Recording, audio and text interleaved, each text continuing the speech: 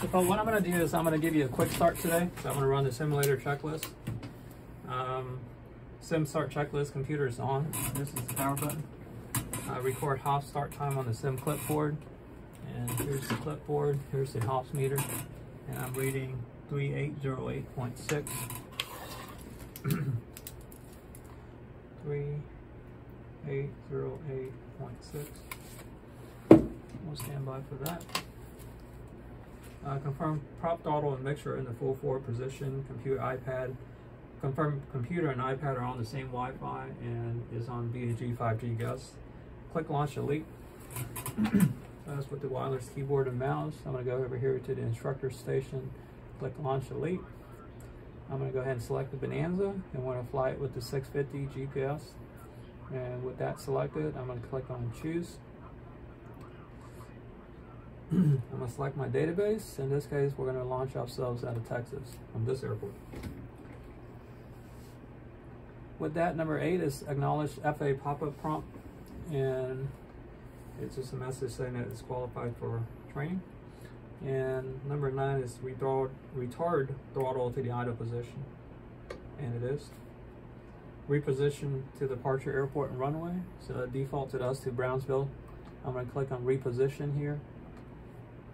GTU for Georgetown, runway 18, choose. If you look outside, the simulators put us here at the Georgetown Airport on the runway 18. Okay, with that, 10 is done. Open ForeFlight and confirm the iPad is connected to the sim. So go ahead and follow my sequence here. Open ForeFlight. Okay. Click on More, Devices, and you'll see an icon that looks like this, Paul, but yours has an X on it. So go ahead and tap on it, toggle it to the right, and now you should have a check mark by it. That's a one-time sequence. So from now on, it will automatically connect as long as you're on the BNG 5G Gus. Okay, so I'm gonna set that right there. Sequencing with the second half of the sim start checklist. A reconfirm throttle set to idle, check. Check attitude indicator, confirm it's erect, check. Seat underneath my left thigh is a lever, 90 degrees up, slide myself forward, and let it snap in place. Autopilot cycle system test. So here's the autopilot as simulated. Here's the autopilot physically here. And this is the test button. And this is what I'm looking for. All the annunciator lights are coming on. The flight director is coming on. And again, the annunciator lights here are coming on. Okay, that's the equipment test. Annunciator light. That's your aircraft annunciators. They're going to be here. And here's the test button. Okay. Click, hold, drag up. You have annunciators here, here, and here, and they're all working. Set prop de-ice to on if icing condition exists. So the outside air temperature is currently 13 degrees Celsius. So we're going up to 5,000. There's visible moisture. The propeller hub has a heating element, which I can exercise by turning prop de-ice on or off. Okay. I'll make that assessment here before takeoff. Cow flap set to open. Your aircraft has cow flaps to enable engine cooling, and the lever is here. We can move it with this button here, or we can go ahead and exercise the touchscreen. So for ground operations, we're going to have it in the open position. Radar altimeter is located here. That's your terrain warning. Some people equate it to like a fish finder, and it's a radar that beams out and help you find a fish. Well, in this case, the pilot's going to want to find terrain. So we can set the sensitivity. So this reads in hundreds of feet, so 10 would equate to 1,000. So in non-mountainous terrain, like here in Texas, we set 1,000. In mountainous areas like California, we'll set 2,000. So we set the sensitivity based on the environment we're in. So that's a radar altimeter. 9, acknowledge GPS prompt. So here's the GPS system, and this is the startup screen. The navigation database is year 21, month 10. So it's expired. For sim use, it's acceptable. If you're using this in a real aircraft, it needs to be current. So I'm looking for, in a real aircraft, 23, and we're currently in month 12. So 23/12 is what I'm looking in a real aircraft. So this is a touchscreen interface. So continue is the acknowledgement. And when I acknowledge that, I see needle deflections over here. And this is a self-test page, and is asking, hey, is your needle deflected half left and half up? And we'll talk more about that, Paul, in future lessons, but we want to make sure that the two systems are talking to each other. In this case, it is. So I'm going to acknowledge that and sequence ahead. This is the default screen, and I'll sequence that as needed. 10 is set exercise weather. So that's me going back to my instructor screen over here. I'm going to simulate the conditions for today's flight. Okay. So we're going to do some instrument training today. And the winds are from 200 at 10 knots. So as we're taking off here, Paul, on runway 18, is the wind going to be on our right-hand side or left-hand side? Right-hand side. Yes. The barometric pressure, as read on the automatic weather equipment on the airport today and also broadcast into ATIS, is 3000. That's what we received on the ATIS. The outside air temperature, as received from the ATIS today, is 26 degrees Celsius or 80 degrees Fahrenheit at the airport surface. We're going to turn on icing conditions. I'm sorry, we're going to simulate icing. And I'm toggling that feature on. If icing conditions exist, we'll get icing. With that, I'm going to look outside. We'll simulate overcast skies. This is overcast skies at 5,000 feet. And we're going to bring that cloud layer down to a ceiling of about 700 feet above the airport. So soon after getting airborne, we'll be in the clouds for the purpose of our training today. We can also set the visibility. Here's poor visibility. Here's 1 mile. Here's 2 miles. And here's about 3 miles visibility. Okay. With that, the sim sequence is complete. Number 10 is done. And the conditions for the flight is set. There's just a couple of catch-up items I'm going to take care of. Okay. So the aircraft is started with the engines running, sitting on the takeoff runway. So some items that we need to backtrack and square up is, number 1, during taxi operation, the mixture is lean for taxi operation. Other than that, I'm going to go ahead and unfreeze the sim at this point. Okay. So the engine's idling. I don't see any annunciators online. Gear leverage down. Mixture is lean. Cowl flaps open for taxi operation. And currently we're burning on the right tank after engine start. And with that, I am going to pick up here on the aircraft checklist, Paul. Okay. I'm going to run the checklist all the way up to pre-takeoff. Okay. When you assume the sim seat, I'd like for you to run the pre-takeoff checklist. That's a verification. Okay. And then we are going to get airborne, and we're going to run our sim exercise on control and performance today. So this is what you're going to be doing eventually. Pre-taxi taxi checklist. Seatbelt and shoulder harnesses secured. Flaps are up, indicating up. No lights is up. Annunciator lights are working. Heat vent and defrost is located here. That's for our environmental control. So if the passengers are cold, we can turn the aft cabin heat on. And we can turn our defroster on. Currently it's in the on position. Avionics is on and set. So this is a 10 to 20 minute item. I'm going to go left to right, top to bottom in an actual cockpit, or in this sim cockpit, left to right, top to bottom on my avionics stack. And I'm going to set every single equipment to something useful for today's flight. Okay. So the flight today is an IFR flight, Paul. I'm going to give you a clearance. Just do your best to copy this down. Over time, you'll be able to receive and read back parroting this clearance to the controller. Sim 234, you're cleared to the Georgetown Airport on departure radar vectors direct. Climb and maintain 5,000. Austin approach on 119.0. Squawk 2243. So I need to read back this time. Sim 234, cleared to the Georgetown Airport on departure radar vectors direct. Climb and maintain 5,000. Austin approach on 119.0. Squawk 2243. Sim 234 IFR clearance, read back correct. So with that clearance, I can go ahead and begin programming my cockpit for that scenario that ATC has cleared me for. So with that, there are certain memory items that I know, having flown out of this airport before, but I'm also going to call it up here on my iPad as a verification. So I want you to turn this feature on right here, Paul, top one. Click on this button here to send or shove up to the Georgetown Airport. I'll tap it one more time. Great, zoom into that blue dot. Tap on that blue dot. Wait for it. Click on info, which you are already on. And if you slide up a little bit, we'll start getting some of those frequencies here. Okay, so with that, I'm going to continue with my avionics setup. So again, it's left to right, top to bottom, set everything to something useful for that clearance that we've just been given. So I've been given an altitude of 5,000 feet, so I'm going to dial 5,000 here in the altitude selector feature. That's my a feature of my autopilot. I'm going to command arm. When I armed it, my flight director came online. I expected that. I'm going to continue across. I'm going to be talking on my COM 1, so COM 1 is going to be up. COM 1 is located here. Here's the standby for COM 1. And the next person I'm going to talk to is the tower. So it's 12022. I'm going to go ahead and tap the top box and it automatically brings it up.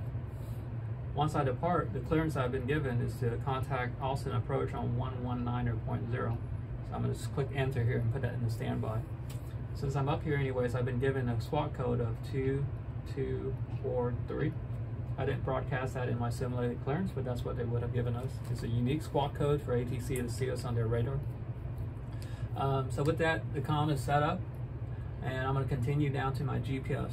So here's my GPS flight plan. I'm going to depart Georgetown. I'm going to come back to Georgetown. So we'll leave it kind of the same for now.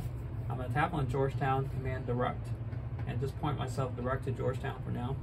And once I get airborne, I'm expecting heading assignments, eventually sequencing me back to the Georgetown Airport. Okay. With that, my GPS is set up for the most part. I'm going to go ahead and continue here on my COM 2 nav 2. So just in case COM 1 fails, I'm going to go ahead and set up COM 2 for what I need. Taking Mr. Wall to Waco. Excellent. See you guys. See ya. I'm going to put in 12022 as a backup just in case my number 1 fails. And I'm going to put in 119.0 into the standby just in case my number 1 fails. I'm going to defer the navigation equipment setup for now for my nav 2. I'm going to continue down here to my ADF, that stands for Automatic Direction Finder. Is this recording, Paul? Yes. Okay. And that's the equipment to allow us to navigate to and from NDB stations. So we won't be doing that much today, but we are going to use it in the timer feature, which is ET for elapsed time. It's shown here, and that's your lap timer. We're going to time certain legs, and in I-4 flying, we're going to have certain purposes for timing. You have any questions so far? No. Okay, so again, this is all going to be on video. This is just a demonstration today. This is your DME equipment. It stands for Distant Measuring Equipment. And when we're navigating to and from a VOR, which is a ground-based nav aid, we can actually get distance measurement with this equipment in our cockpit. So currently it's on and is ready to be sequenced, and we'll talk more about that in future training events. This is where your transponder is simulated. In a ROW aircraft, it will be online, and the sim aircraft is simulated to be off, but that feature is located and embedded into our navigator here. So when we need a cycle or been given an assignment for swacking a new code, we'll touch here on the screen to do that. Continuing on, this is the autopilot unit.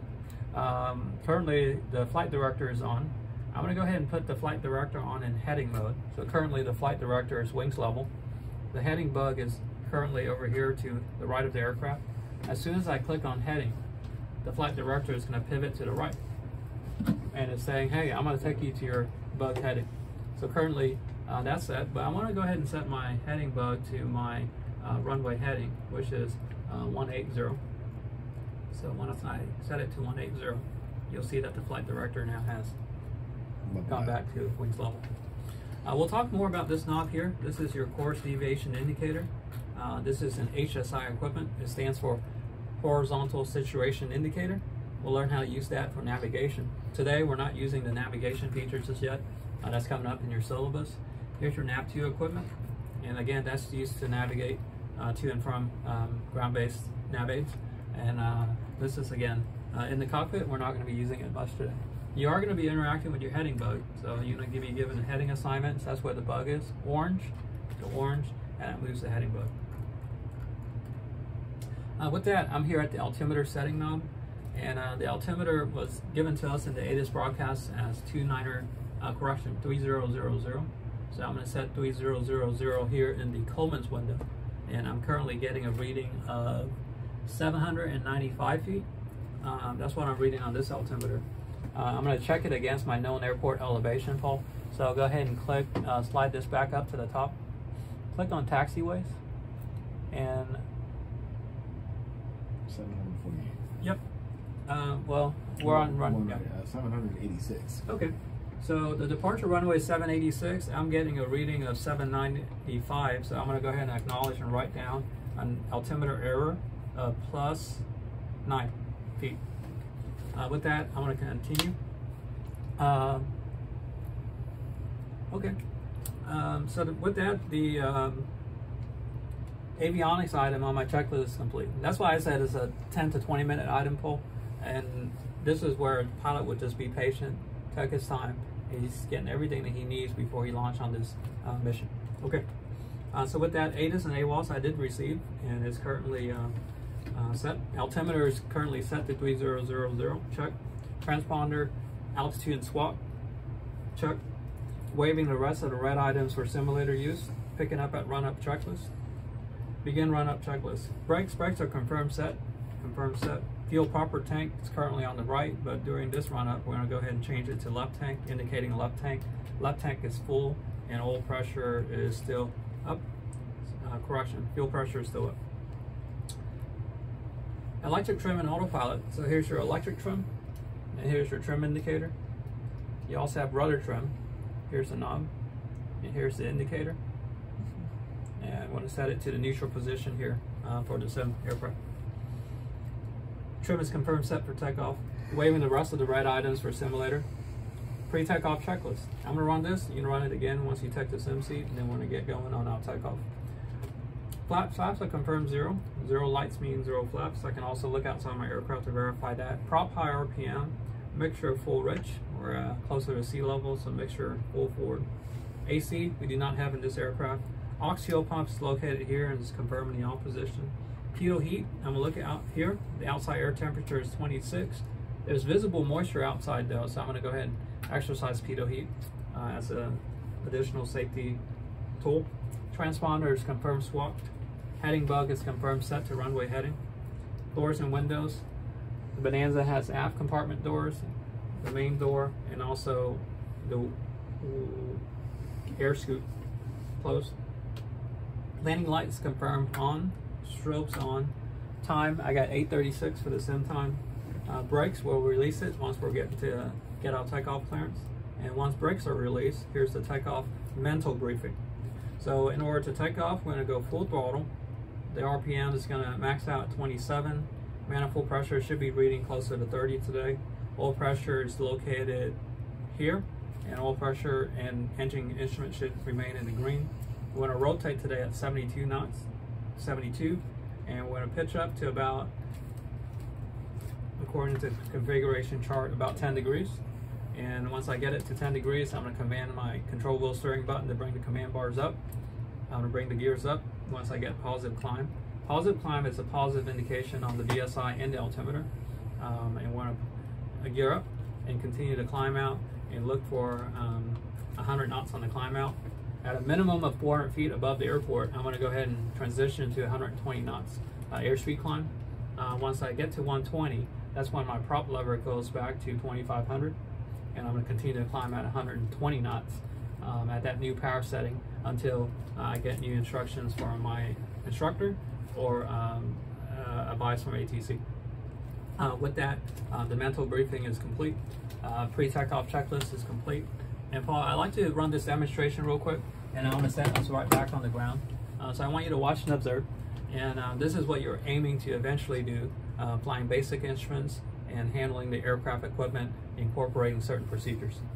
So with that, Georgetown Tower, Sim 234, ready for takeoff, runway 18. Sim 234, you're clear for takeoff, runway 18, runway heading, climb and maintain 5,000. Clear for takeoff, runway 18, runway heading, climb and maintain 5,000. So I got my takeoff clearance, do 1 mile final check of the cockpit. I'm gonna go ahead and turn the beacon light on, turn my nav light on. Okay. So I'm gonna go ahead and release the parking brakes. Power set. Engine instruments are in the green. Annunciator is clear. Airspeed's alive, 40. Gauge is still green. Airspeed 60. 72. rotate. From inside and outside. I'm going to go up to closer to 10 degrees. Update my command bars. Fly my command bars. Trim as needed. Positive rate of climb. Gear handle identified. Gear set up.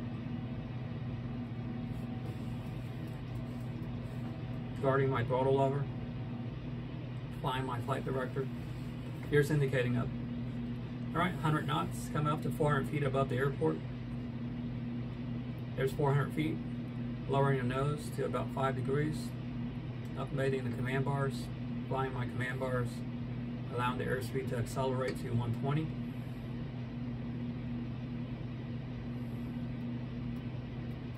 There's about 120.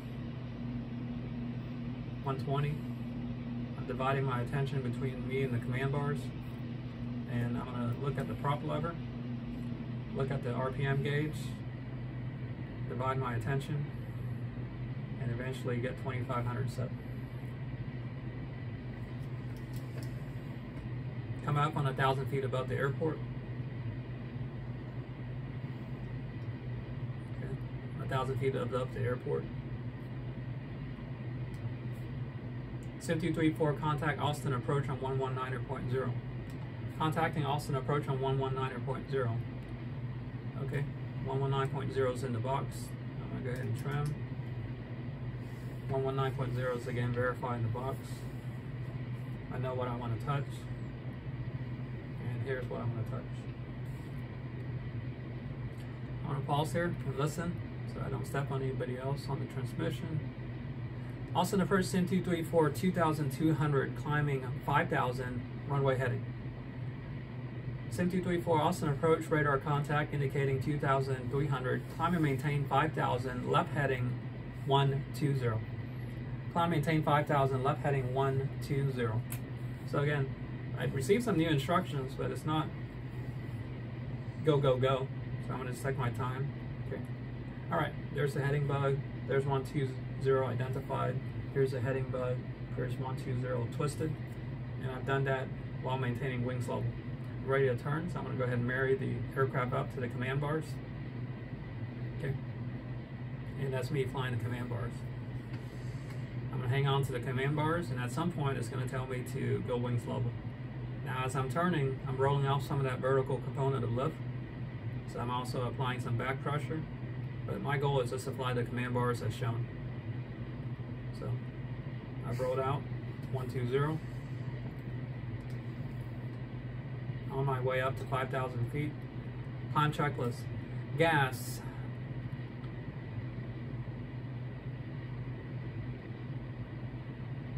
Okay, so with that, I want to pause.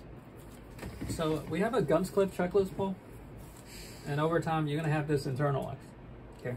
So I want you to help me today as my co-pilot. I want you to operate as a crew member. So repeat after me. Ready, climb checklist? Ready, climb checklist? Ready, climb checklist. Go ahead and read the entire line and Okay. pause. When I say check, you're ready to read the next line.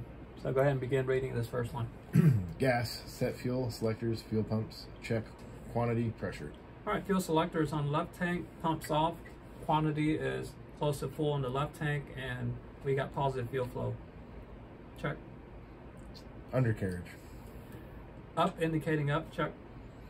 Mixture. Full rich and climb, check. Props. 2,500 set. Seat belts, shoulder harness. Secure, check. Cow flaps. Cow flaps open in the climb, and temperatures are normal, check. Lights. Beacon, nav, strobe on, check. Instruments. Engine instruments are in the green. Annunciator is clear. Vacuums up. Amps, normal. Amps up. Flags, acknowledging flags. No relevant flags, check. Flaps.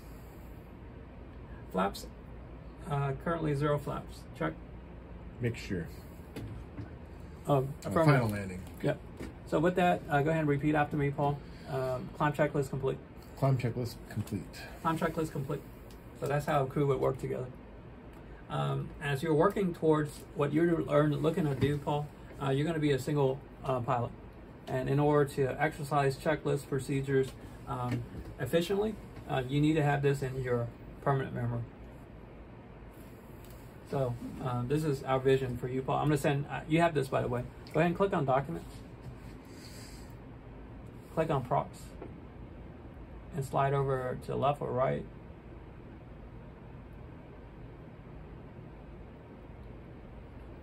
There you go. Okay. All right, so we're going to continue to climb. And actually, I want to go ahead and pass the controls over to you at this point, Paul. Go ahead and click stop on the tape. I want to send you that video before.